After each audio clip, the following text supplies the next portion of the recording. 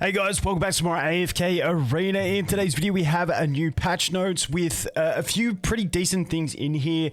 We got a new DRACONIS hero. I think it's going to be just a normal elite one. I just don't think the income of the whatever you call them, the the awakened ones, I don't think that summon income is there yet. I don't think they're going to do another awake one. Plus, I think it would say a highborn dragon DRACONIS hero if it was a highborn. So I think it's just going to be an elite. I had a browse for about an hour to see if I could see anyone with images of this hero. I haven't seen it, so unfortunately we don't have that. We have a new Abyssal Expedition starting, and we have a bunch of massive changes to the way collections work and the acquisition of collections and all that stuff. So let's go through the patch notes.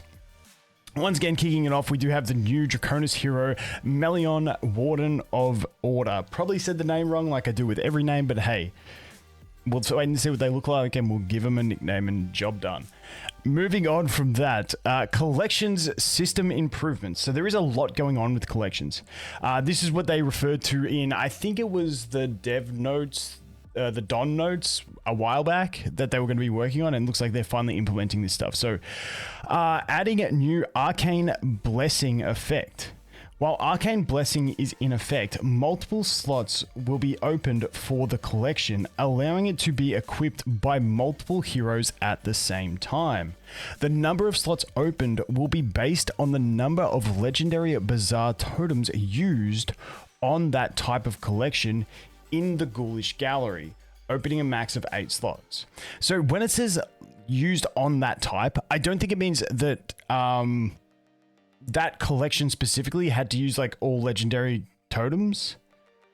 I believe it's meaning on that specific one. So say it's on Zolrath's one, or say it's on Saurus's one, and you've done a bunch of runs using legendaries, and then your god tier one happened to be one that you used all blues, you should still be able to do it with that one. That's the way I'm understanding that. We'll have to wait and see. After this update, slots will be opened for all collections based on the number of legendary Bazaar totems that the player has used in the past, so they can retrospect it, which is good. Number 2, added new collection recasting features. Players can use recasting elixirs to recast mythic abilities on collections with 3 or more abilities. When you obtain legendary Bazaar totems from Mystic Cage draws by using custom totem scrolls or legendary Bazaar totem cards, you'll gain recasting elixirs. So basically, whenever you get legendary ones, you're going to get elixirs. You use those elixirs. My understanding is that all it does is it doesn't let you add extra mythic ones into it. It's just like if you had mythic HP, defense, and erosion, but you wanted like attack and full attack, you could like swap them. I'm not sure if it's going to be, I'm assuming it's going to be a random roll. I don't think they're just going to let us select it. But we'll have to wait and see exactly how it works. After the update, we will issue recasting elixirs to players based on the number of legendary Bazaar totems they have obtained in the past. The items will arrive in players' bags. Number 3, Ghoulish Gallery exploration improvements. Can I just say, I feel like the quick sweep function, how it just like skids through and then it gives you the stuff, and the quick function in the bottom right, I forget what they call it. I feel like my drops are always worse on that than what they are when I actually run through it. Is that just me, or is anyone else getting that vibe? Because for me, every time I use the quick function, I use full like legendaries and I get nothing, and then I go ahead and I do a normal run with all blues and I get good runs. I don't know. I feel like I just get shafted on them. Anyway, let's go back through this. Exploration improvements. Made changes to the Bazaar totem effects. When exploring with Energy Riptide or Valiant Attack, if the number of skill level +1 abilities you have does not exceed the max number that can be created for the current exploration, the energy recovery rate and crit rate abilities gained from the totem will not replace skill level up. Okay. So I believe this is the one saying, like, you know, if you get a drop during the run, it's going to have an increased chance to be this. If it would have been a level up, it doesn't overwrite the level up, is what I'm understanding on that, which is good because often you just want that level up. Except for some. Like Tassie's ones, you're cool with it, but I feel like in general that's a good thing.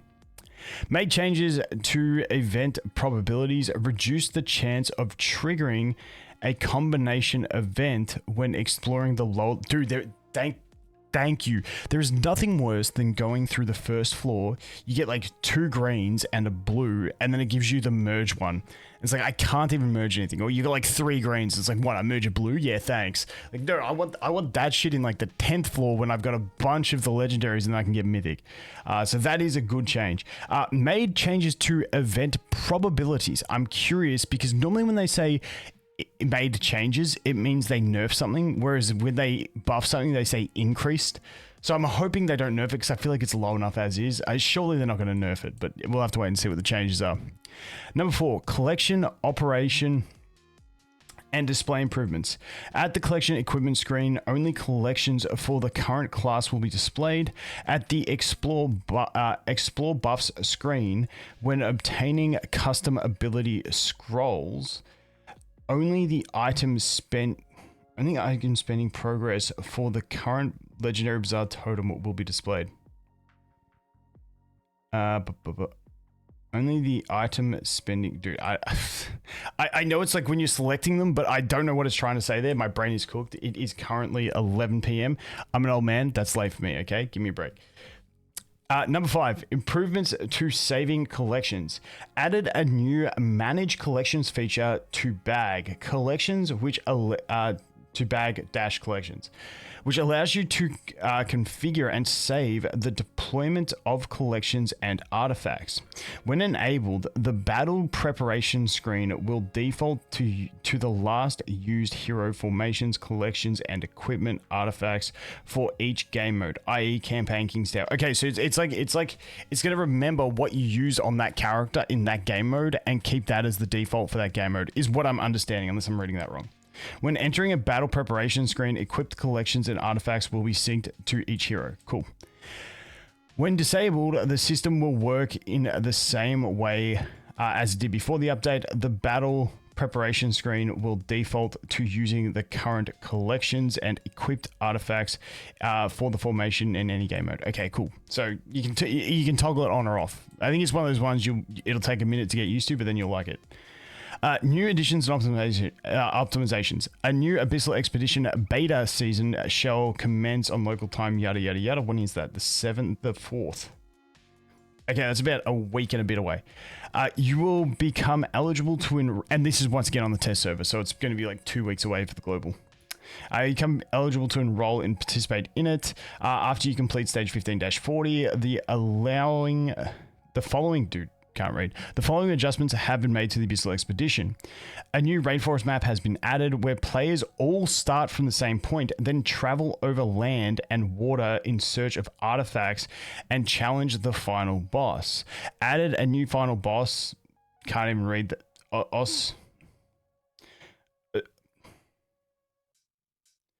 Osiris Spore. I feel like I'm saying Severus Snape, but yes, Osiris Spore. Which adventurers can battle after reaching Skeletal Garden. Cool beans. In this experimental season of Abyssal Expedition, the leaderboard display will be maintained, but rank rewards will not be issued. Added the new artifacts, Purifying Orb, and They added a bunch of stuff. I'm not even going to read those words. They were probably easy, but dude, my eyes just went blur and I'm like, nah, I'm done. Adjusted enemies' attributes for specifics, please refer to the game. The third phase of Dragon's Gift will be available. Achieve the title of Baron. Okay, Baron is super easy in Apex. Anyone playing casually will be able to get it as long as you log in and just do a little bit of stuff. So you get another Hildwyn copy. That'll be good on my new account. That'll be my 3rd one, so I'll get him to Legendary Plus and get the next run of rewards. Added new Belinda Spark of Hope Legendary Epic Adventure. So this is those ones in the Voyage of Wonders, how they're in the bottom right hand corner, and once you obtain the Awakened Heroes, you get to do it. So they're just slowly reintroducing them in so everyone can do them, which is cool. The Poetic Pop Quiz will be available from local time, yada yada. So the Pop Quiz, there's always good rewards in that. A new Misty Valley season will begin, which is good because I love them rewards. Arcane Labyrinth improvements. Dude, like I said, this is a big update. There's a lot in it. The level sweep requirements for the first 2 floors of Arcane Labyrinth have been reduced from complete stage 38-60 to complete 30-60. That's good. That's where my new account's at. Players who have completed stage 30-60 and cleared the 3rd floor of the Dismal Maze 10 times. Bruh. The problem is, to clear the third floor of the Dismal Maze, to unlock the Dismal Maze, you've got to clear the Labyrinth. What is it, 30 or 60 times? So I'm still years away from getting that on the new account. That sucks. Improved quests related to Solemn Vow. When you select a teammate's adventure record, complete the third floor of Labyrinth, it will be counted towards. Okay, that's not going to affect too many people.